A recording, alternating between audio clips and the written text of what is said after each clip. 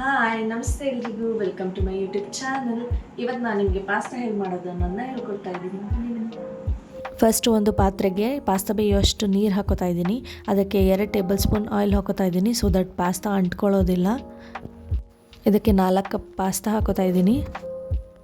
10 minutes ಪಾಸ್ತಾನ cook ಮಾಡಿಕೊಂಡು pasta ಬೆಂದಾದಮೇಲೆ ನೀರನ್ನು ತೆಗಿಬೇಕು. ಈಗ ಒಂದು ಪ್ಯಾನ್ಗೆ 3 ಸ್ಪೂನ್ ಆಯಿಲ್ ಹಾಕೋತಾ ಇದ್ದೀನಿ. ಇದಕ್ಕೆ 1/4 ಸ್ಪೂನ್ ಸಾಸಿವೆ, 1/4 ಸ್ಪೂನ್ ಜೀರಿಗೆ, 2 ಹಸಿಮೆಣಸಿಕಾಯಿನ ಸಣ್ಣದಾಗಿ ಹೆಚ್ಚಿಕೊಂಡು ಹಾಕೊಳ್ತಾ ಇದ್ದೀನಿ.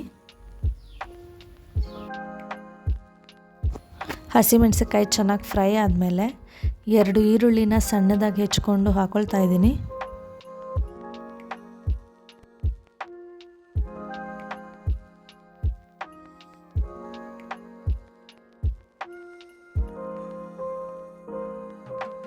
ಆನಿಯನ್ ಜಾಸ್ತಿ ಫ್ರೈ ಮಾಡಬಾರ್ದು. ಇದಕ್ಕೆ 3/4 ಕಪ್ ಬೀನ್ಸ್, ಅರ್ಧ ಕಪ್ ಕ್ಯಾರೆಟ್ ಹಾಕ್ಕೊಂಡು ಫ್ರೈ ಮಾಡ್ಕೋಬೇಕು.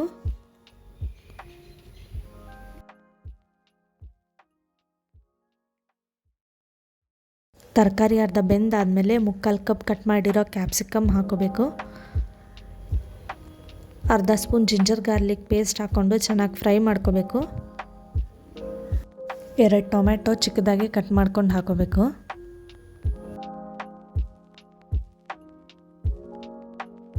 ಟೊಮ್ಯಾಟೊ ಬೆಂದಾದಮೇಲೆ 2 ಟೇಬಲ್ ಸ್ಪೂನ್ ಸಾಲ್ಟ್ ಹಾಕೋತಾ ಇದ್ದೀನಿ.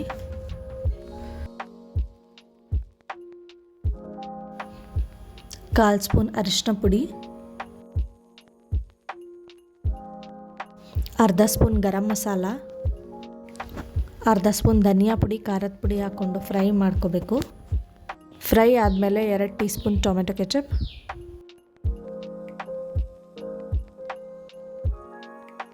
Half tea spoon soya sauce ಹಾಕ್ಕೊಂಡು ಮಿಕ್ಸ್ ಮಾಡ್ಕೊಳ್ಳಿ.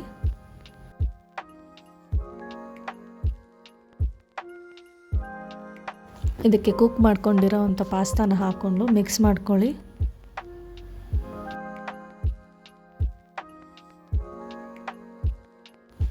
ಇದಕ್ಕೆ ಫೈನಲ್ ಟಚ್ ಕೊತ್ತಂಬರಿ ಸೊಪ್ಪು ಹಾಕಿದ್ರೆ ಪಾಸ್ತಾ ರೆಡಿ ಆಗುತ್ತೆ.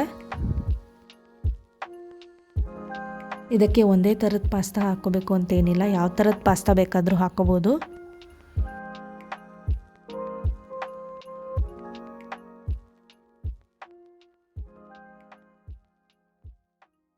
Pasta ready. ಈ ರೆಸಿಪಿ ಟ್ರೈ ಮಾಡಿ, ಚೆನ್ನಾಗಿದ್ದರೆ ಲೈಕ್ ಮಾಡಿ, ಕಮೆಂಟ್ ಮಾಡಿ, ಸಬ್ಸ್ಕ್ರೈಬ್ ಮಾಡಿ. Thank you.